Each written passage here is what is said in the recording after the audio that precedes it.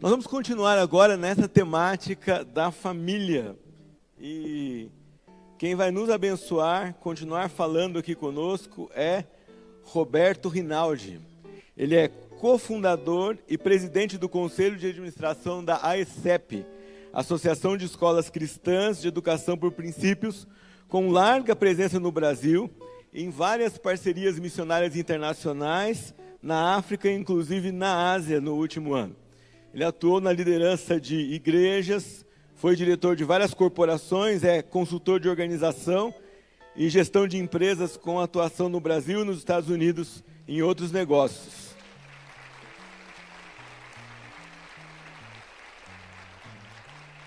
É engenheiro, tem um MBA em Marketing e Liderança Organizacional. Reconhece seu chamado como uma combinação de liderança, gestão e educação alinhados com princípios bíblicos.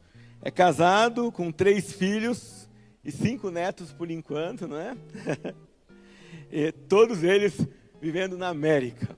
Eu queria quebrar o protocolo e pessoalmente agradecer Roberto e Ana. Esse casal foi uma bênção na vida da nossa família, nos introduzindo no mundo da educação por princípios, nos levando a conhecer escolas na América e a perceber como uma visão cristã de educação e liberdade inclui diversas modalidades educacionais e pessoas que acreditam nisso lutam juntos na mesma trincheira em diversos momentos. Que Deus abençoe esse momento agora.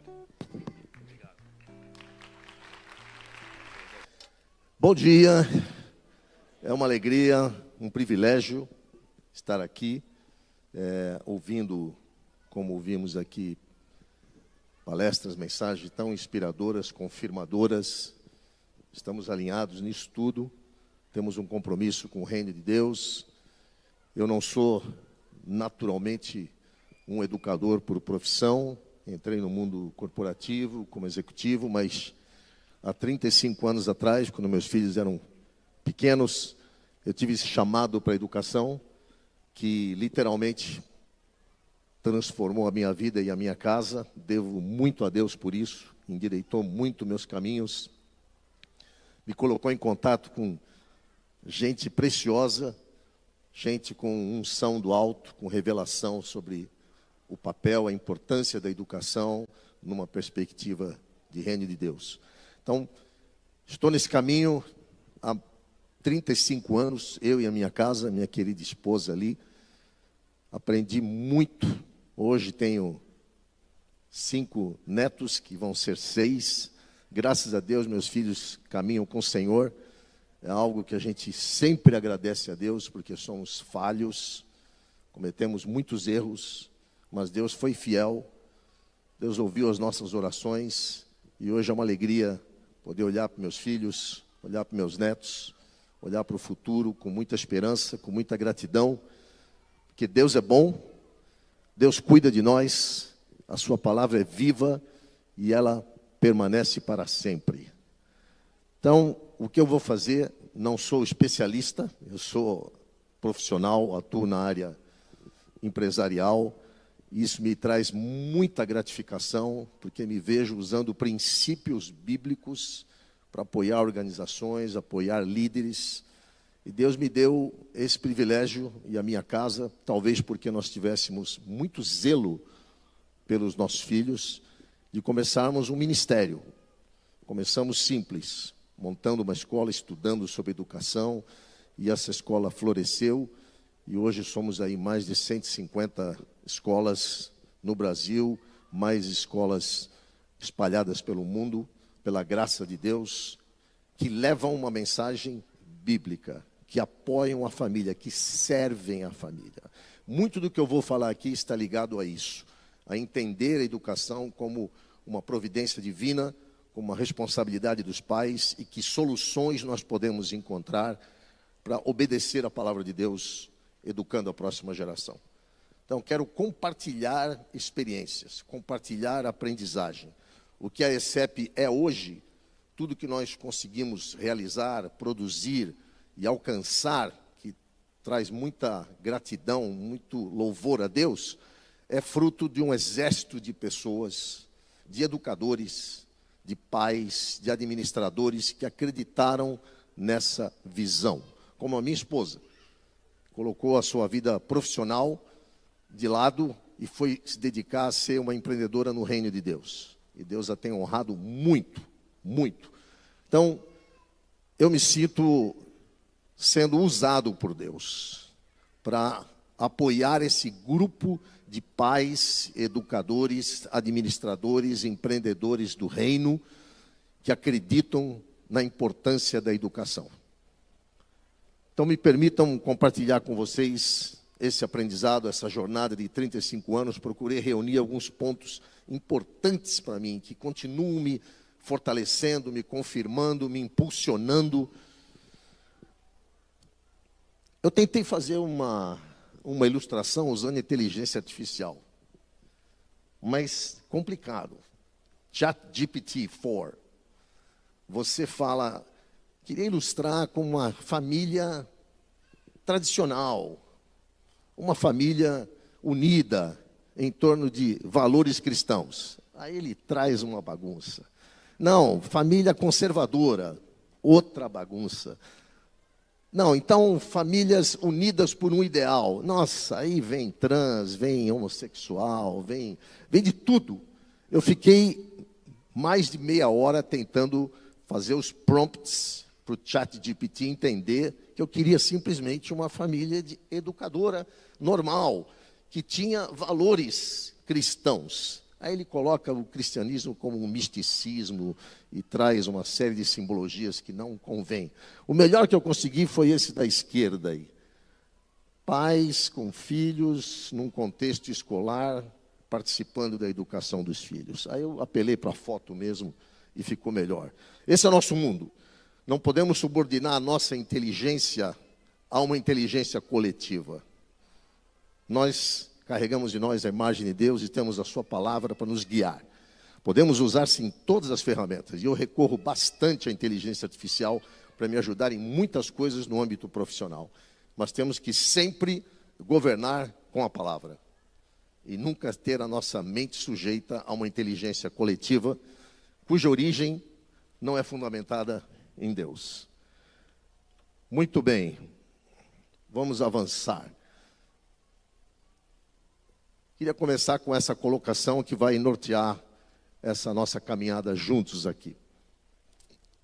A família é um poderoso ambiente educacional, onde se estabelecem referenciais que marcam para toda a vida. Os pais devem cumprir sua missão com fé, em aliança com os possíveis parceiros, porque educar a próxima geração é uma responsabilidade desta geração para com a próxima. Nós usamos muito aquele texto de Salmo 78, 5 a 7. Pais, vocês se juntem, vocês ensinem os seus filhos, contem a eles quem é Deus, contem a eles sobre os grandes feitos, sobre o seu poder, sobre o livramento que Ele trouxe a vocês, para que a próxima geração não seja uma geração rebelde, perversa, corrupta, mas que aprenda a temer ao Senhor e andar nos seus caminhos. Então, é nossa responsabilidade nos unirmos nessa missão de educar a próxima geração. Então, sabendo que a família ordenada na palavra é bênção para as nações. Nós temos compromisso com a nossa nação. Queremos que a nossa nação reflita a glória de Deus.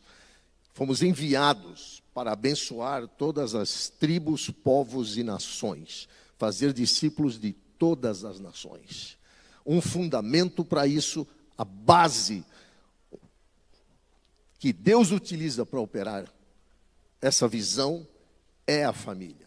Como foi declarado para Abraão, e nós estamos debaixo, especialmente no mundo ocidental, de todo esse legado de uma cultura, de uma fé judaico-cristã. Todas as nações da terra serão abençoadas por meio dele. Palavra do Senhor a Abraão. Eu o escolhi para que ordene a seus filhos e as famílias deles que guardem o caminho do Senhor, praticando o que é certo e justo. Essa é a nossa fé. Essa é a nossa bandeira. Que glorifiquem o nome de Deus e que propaguemos isso, para que a glória de Deus encha toda a terra. Uma visão cristã de nação grande, nação forte. Imagino que já tenha sido tratado isso aqui, mas eu gosto demais desse trecho de Deuteronômio 4, onde fica claro que uma nação grande, que todos nós desejamos que o nosso país cresça, que a nossa nação possa ser um farol para outras nações.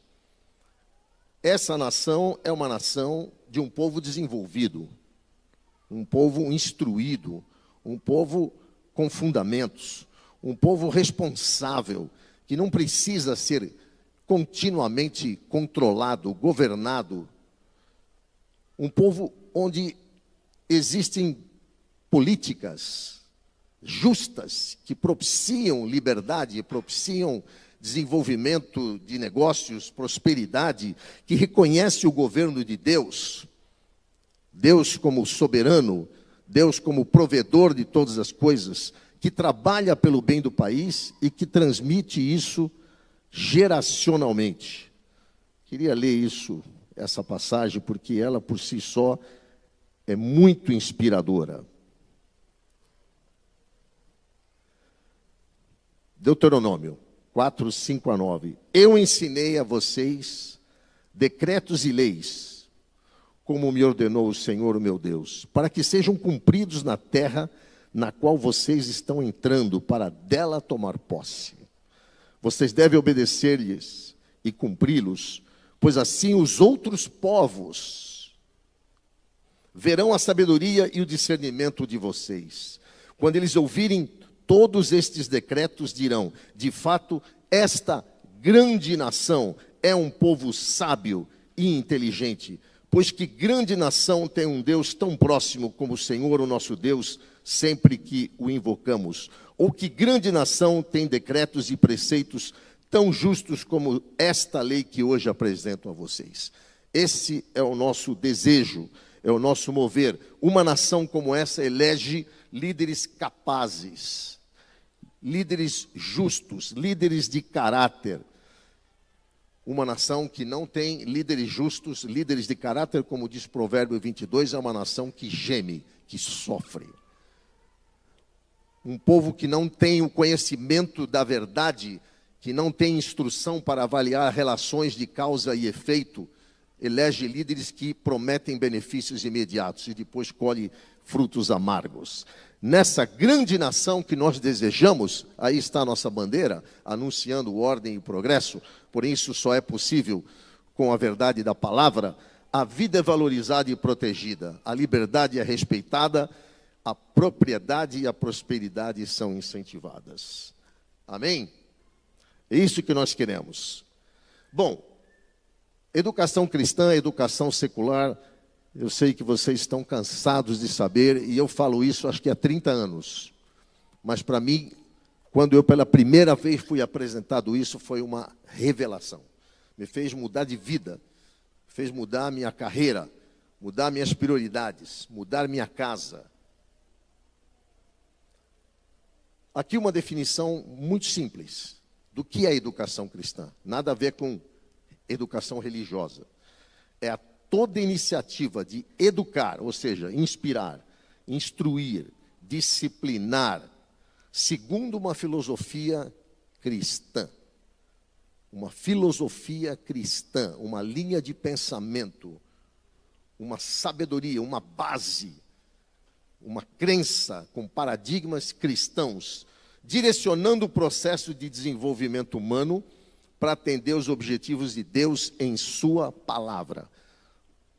Trecho bíblico que ilustra muito isso. 2 Timóteo 3, 16, 17, quando diz que toda palavra é útil para instruir, para disciplinar, para iluminar o entendimento. Para quê? Para que todo homem, toda mulher, seja perfeito em seu caráter, que reflete o caráter de Deus, e perfeitamente habilitado para toda boa obra.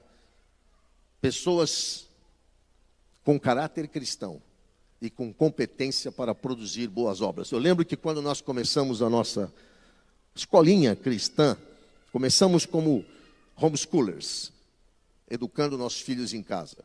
E depois várias famílias foram se agregando, e em algum momento nós dissemos, por que não começar uma escola cristã, levando esses mesmos princípios, essa mesma visão? E quando nós inauguramos a nossa primeira escolinha cristã, gente, começou com 14 alunos, que eram tudo famílias que já estavam conosco. Eu lembro que uma mãe pediu para dar uma palavra e ela disse, chorando na inauguração da nossa escola, eu estou tão grata a Deus, porque meus filhos vão ser ensinados na verdade.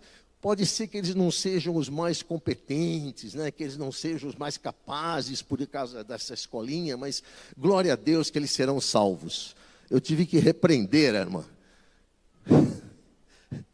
Foi bem intencionada, mas completamente fora do que é o nosso propósito, de educar para serem perfeitamente habilitados para a boa obra, perfeitamente habilitados para manifestar a glória de Deus através do que eles apresentam, das soluções que eles trazem, das inovações, mas com um caráter cristão, perfeito. E é interessante que essa palavra filosofia é muito apropriada para descrever essa educação cristã, porque filo é amor, aquilo que você privilegia.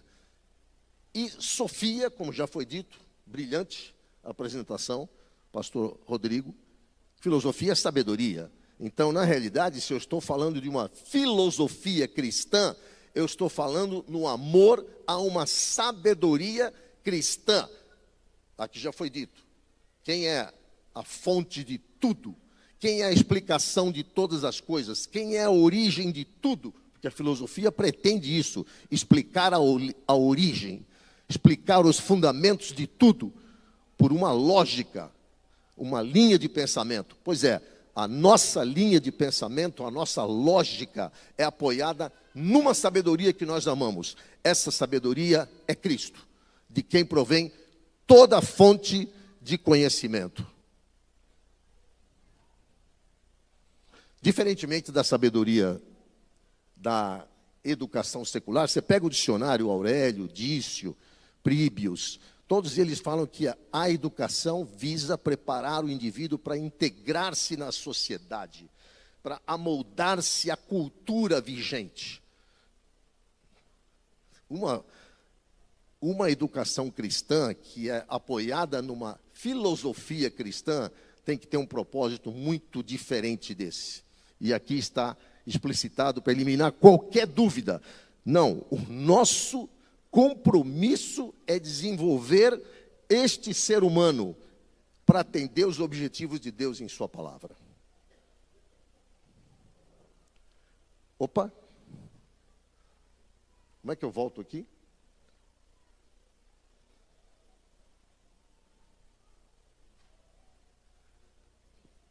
Alguém me ajuda a colocar na tela? Aí, obrigado. Muito bem. Educação cristã e escolarização. Educação é muito mais abrangente do que escolarizar.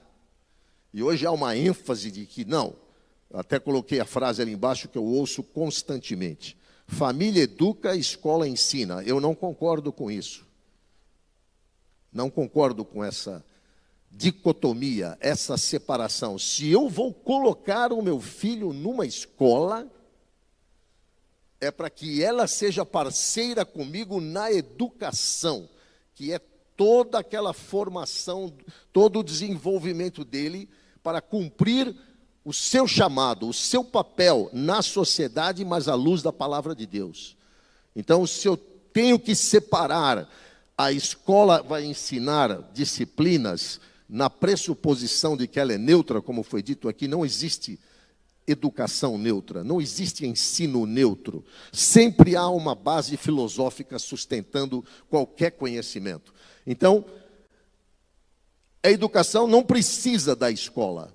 A educação pode acontecer sem escolarização, mas se eu for escolher uma escola para me apoiar, que essa escola eduque comigo, e não faça essa separação entre você ensina e eu educo. Durante a pandemia, muitos pais descobriram, porque tiveram que participar através das aulas online, que aquilo que a sua escola estava ensinando era muito diferente da educação que eles esperavam que seus filhos recebessem. Então, se falarmos de escola cristã, não pensemos em uma que vai ensinar num ambiente mais protegido, mais sanitizado, menos arriscado. Não. Se for uma escola cristã, que ela tenha uma filosofia cristã compatível com a que é aplicada na sua casa. Ou seja, uma escola cristã com uma filosofia cristã é uma extensão do seu lar, e não uma concorrência com a educação da sua casa. E o que nós estamos vendo hoje, como foi colocado na palestra anterior, que muito inspiradora, no ambiente de uma escola secular hoje, seja aqui ou seja nos Estados Unidos, que a gente participa muito do ambiente educacional dos Estados Unidos, por conta dos nossos filhos estarem lá, os alunos de escolas seculares estão substituindo, verdades por narrativas, abandonando a realidade por uma ilusão e a razão por sentimentos. Essa cultura pós-moderna remove valores absolutos, remove a identidade centrada no propósito de Deus para a sua criação e produz pessoas sem sentido de vida. Nossa, você olha a mídia social, as pessoas são completamente perdidas. Cada um fala alguma coisa, cada um se joga com uma verdade criada naquele momento ou adotada de algum influencer, sem nenhuma substância, sem nenhuma lógica que construiu aquele pensamento. Então, o que cresce, o que a gente observa como fruto disso, são muitas opiniões vazias, críticas irracionais, instabilidade, abuso, que ameaçam a liberdade, a família e a vida que tanto prezamos. Esse é um aspecto que norteia muito essa abordagem educacional que nós adotamos. Quando eu fui começar uma escola, eu só tinha a palavra de Deus como base, que nós começamos praticando esse homeschooling em casa, mas eu queria começar uma escola para abarcar mais famílias e não tínhamos nenhuma noção sobre metodologia. E Deus providencialmente nos conduziu para encontrar irmãos nos Estados Unidos que praticavam essa abordagem educacional, e nós percebemos ali que foi uma revelação para nós. E essa abordagem conecta muito educação com governo, que faz todo sentido, e eu creio que ficará mais claro para vocês ao final da minha apresentação. Toda forma de governo, seja pessoal, institucional ou civil, é sustentada por uma filosofia de educação. Por que interessa tanto ao governo controlar a educação? Porque é através da educação que eu perpetuo a forma de governo, que eu convenço a próxima geração que é assim que as coisas funcionam. Então lembre-se disso. Quem controla a educação tem o poder e tem o governo. Todos os governos totalitários controlaram a educação.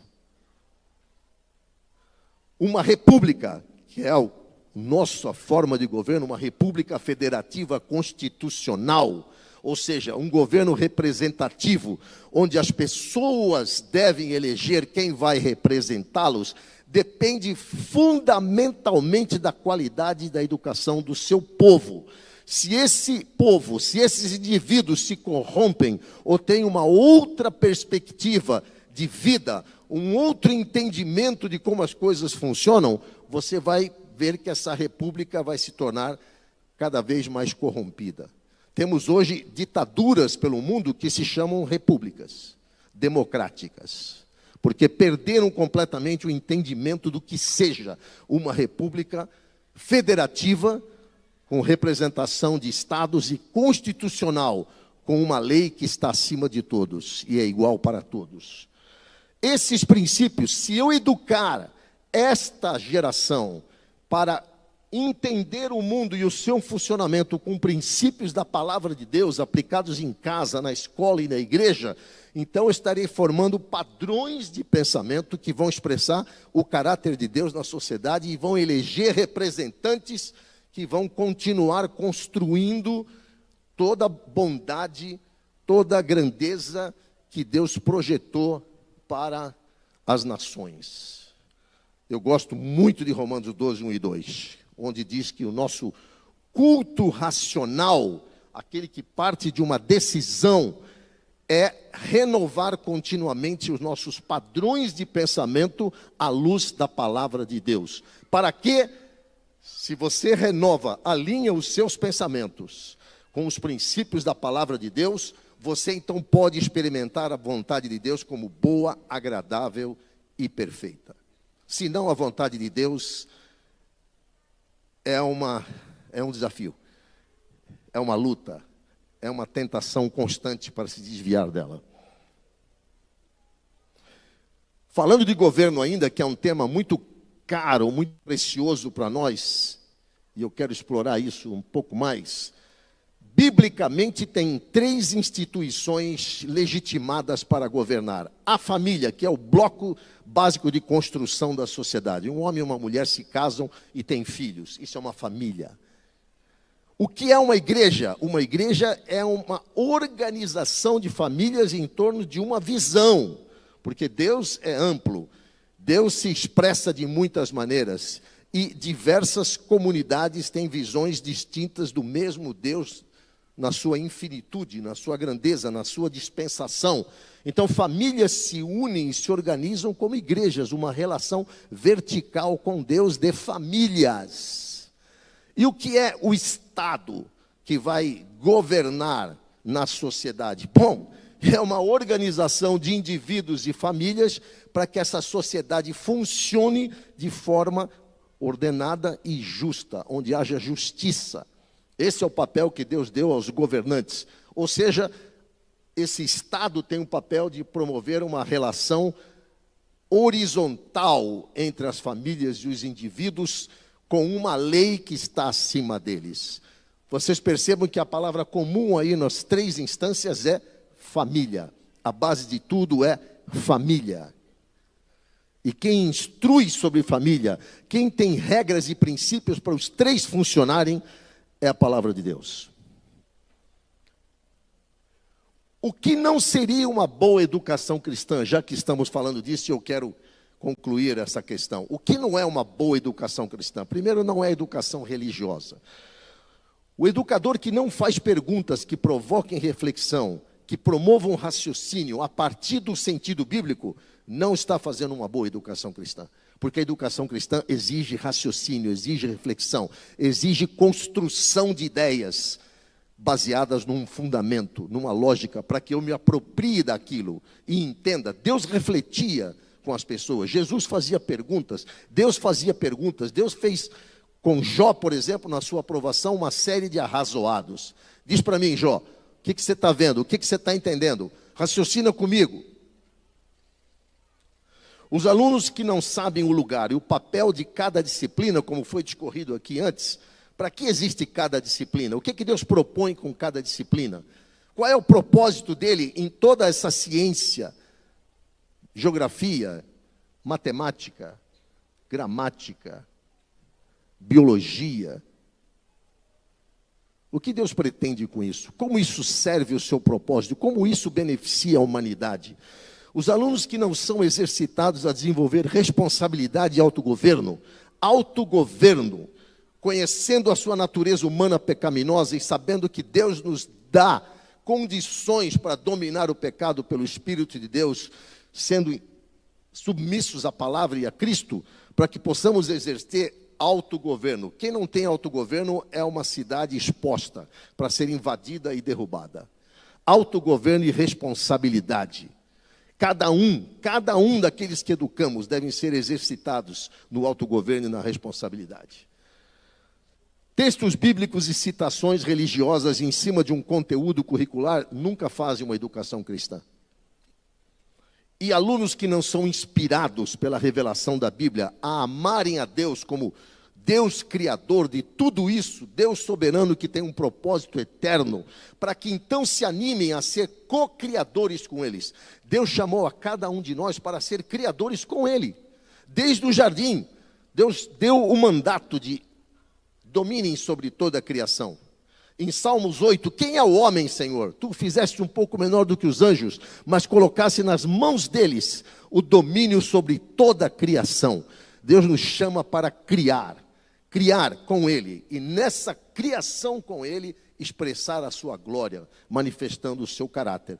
Isso é educação cristã. Essa frase de C.S. Lewis é muito inspiradora. 1944. Ele disse: eu creio no cristianismo, assim como eu tenho que crer no sol que nasce. Como eu posso duvidar do sol se ele está lá cada manhã brilhando? Mas a principal razão por que eu creio no cristianismo é porque por meio dele eu consigo ver todas as outras coisas. Ou seja, sem a revelação de Deus, sem a autoridade da palavra, toda a ciência perde o sentido. Qual é o propósito da educação? Essa é uma afirmação poderosa.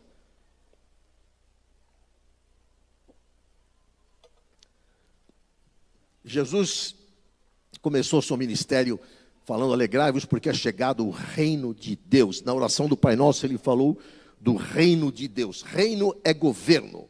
Reino é governo. É governar sobre todas as coisas, sobre você, sobre os seus empreendimentos, sobre a sua casa. Se Deus te levantar, sobre a sua comunidade, sobre a sua nação. Governar com princípios do reino de Deus. Nisso você está manifestando e expressando o reino de Deus. Então, o nosso chamado, todos nós, até profetizado, como lá está em Apocalipse, dizendo que Ele nos constituiu reis e sacerdotes para governar sobre as cidades e nações. Então, o nosso chamado é governo. Governo. Manifestar o reino de Deus é governar segundo a palavra de Deus. E governar fazendo o quê? Realizando as obras que glorifiquem o Pai que está nos céus. Como Jesus disse naquele sermão do monte. Vocês são sal. Vocês são luz.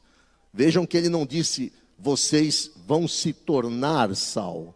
Se vocês perseverarem, quem sabe vocês até se tornem luz, como algumas religiões preconizam. Não, vocês são sal, vocês são luz. Agora é o seguinte, que isso se traduza em obras que glorifiquem o Pai que está nos céus.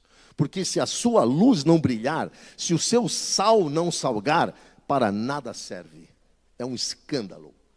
Então nós fomos chamados para realizar boas obras. Isso demanda conhecimento, isso demanda governo, aprender a governar. Governar sobre o quê? Governar sobre a matéria, governar sobre os átomos, governar sobre o algodão, governar sobre as nuvens, governar sobre os metais, governar sobre a água, governar sobre o fogo, governar sobre as instituições, governar sobre os pensamentos, governar sobre tudo. Mas governar como? Com tirania? Não, governar com os princípios da palavra de Deus. Quando eu governo com os princípios da palavra de Deus, eu estou manifestando o reino de Deus. Eu estou criando com Deus. Para isso, eu preciso de competência e caráter. Este é o propósito da educação cristã. Desenvolver competência e caráter cristão para realizar boas obras. Efésios diz que nós não somos salvos por obras, mas diz que nós fomos salvos para obras que Deus preparou para nós desde a fundação do mundo.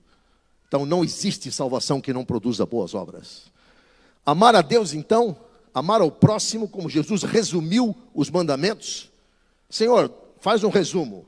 Ama a Deus sobre todas as coisas e ama o próximo como a ti mesmo. E expresse, manifeste o reino de Deus. Que aqui na terra, a vontade dele seja percebida e seja feita. Essa é a essência do cristianismo: amor e governo. Eu sigo esse filósofo cristão que eu recomendo para todos vocês, Vishal Mangalwadi.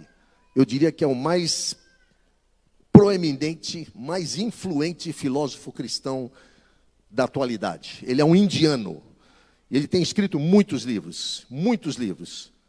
E ele, como indiano, né, cultura oriental, ele tem analisado muito a cultura ocidental. Ele dá aula em universidades de vários países do mundo. E eu que sigo ele, estou percebendo que não está dando para ler ali, eu sigo ele e me chamou a atenção um tweet, né, um X agora, onde um músico, uma produtora musical inglesa está fazendo um comentário ali. Eu não vejo muito isso publicado, mas eu acredito que o Ocidente está sendo destruído porque está rejeitando o cristianismo. Isso esse produtor musical falando. E aí ele continua: eu acho que alguém precisa explicar o que está acontecendo. Eu tenho pensado muito nisso e estou chegando a essa conclusão, que remover os fundamentos da construção do Ocidente e acreditar que ele vai permanecer para sempre é uma loucura. Os inimigos de dentro e de fora estão explorando essa nossa queda. Isso dito por esse músico. Quem entra na conversa e fala: eu acho que você está certo? Elon Musk. Aí o Vishal Mangalwadi mandou para o Elon Musk esse livro, isso foi recente, o livro que mudou o mundo. E eu vou compartilhar com você algumas pinceladas desse livro. Eu tenho visto muitas citações de pessoas dizendo, até um rabi, um famoso rabi judeu de Nova York, dizendo: eu estou escandalizado que eu entro nas livrarias e só vejo livros atacando o cristianismo. Eu sou judeu, mas eu reconheço que a civilização ocidental está sob grave ameaça se os fundamentos do cristianismo, que tem origem judaica, forem destruídos. Eu vou compartilhar rapidamente algumas coisas que eu sei já foi falado aqui ontem e hoje também, aspectos do legado cristão para a civilização ocidental. O livro dele, o livro que tudo mudou. De onde veio a ideia moderna de que todas as pessoas são criadas iguais? De que todas as pessoas devem ter os mesmos direitos? Isso foi fruto da filosofia. O mundo veio com desigualdades durante milênios. Escravidão, segregação, racismo, prevalência de castas. Sempre, mesmo na democracia romana, ou na República Romana ou na democracia grega, existia tirania, existia escravidão, existia opressão, existia pilhagem, sabotagem, corrupção. De onde veio que nós somos iguais? Isso não foi uma observação científica, porque se formos tomar o darwinismo, por exemplo, ele vai explicar as desigualdades, ele vai enfatizar a luta de classes. Vem de uma revelação. Jesus teve que dizer que ele veio para todos. Jesus teve que mostrar o amor por todos. Paulo teve que ter uma revelação que esse evangelho era para todos. Mulher, livre, escravo, judeu, gentil, negro, celta, não importa. Pedro teve que ser revelado por Deus. Porque se fosse pela sabedoria humana, se fosse pela falsa ciência, nós estaríamos até hoje vivendo o que o mundo manifesta quando rejeita Deus. Segregação, exploração, escravidão. Jesus veio para salvar o mundo. Em Apocalipse nós lemos povos de toda tribo, língua e nação. Todos fomos criados iguais, todos temos a imagem de Deus. Irmãos, eu sou apaixonado pela neurociência. Uso muito conceito da neurociência nos trabalhos de coaching que eu faço. Mas amor, alegria e paz não são apenas reações de uma máquina bioquímica. Existe algo sobrenatural, existe um sopro divino. A expressão verdadeira, por exemplo, desses 3 sentimentos é fruto do Espírito. Então, verdadeira transformação na humanidade e na sociedade só vem por revelação divina. Como a Bíblia diz, o homem afastado de Deus é como um animal embrutecido.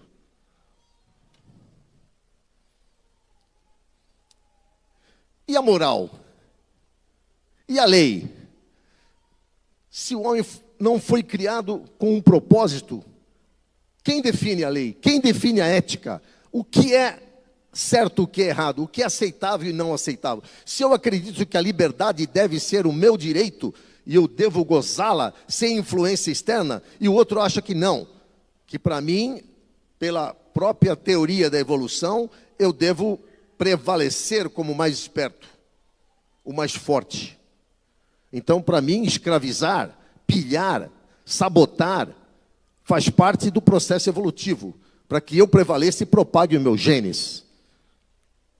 A ideia moderna de Estado de Direito, onde todos são iguais e uma lei está acima de todos nós, e ela que rege as nossas liberdades que foram concedidas por Deus, essa ideia não veio de experimentos não cristãos, ela veio por uma propagação histórica de providência divina, trazendo revelação, até que o homem entendesse o conceito divino de governo.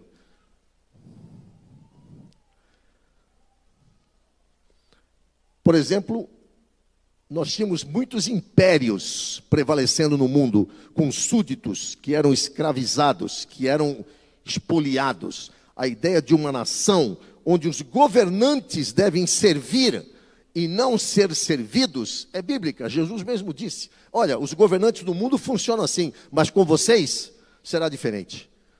Porque nós, aquele que quiser ser o maior, seja esse o que mais sirva. Mais de 30% do conteúdo dos documentos que fundaram os Estados Unidos, a Constituição Americana, são citações bíblicas. E foi a primeira nação a experimentar um grau de liberdade, de prosperidade, de valorização da vida que o Ocidente conheceu e que exportou esse modelo para todo o mundo. Legado cristão. O lar é o centro vital de aprendizagem. Creio que eu não preciso explorar mais isso. Creio que todos sabemos, aí eu estou representando Lloyd e Eunice, a mãe e a avó de Timóteo, quando Paulo diz a ele, você recebeu ensinamentos, permaneça nesses ensinamentos da sua mãe e da sua avó. Os pais têm a responsabilidade primária pela educação dos filhos.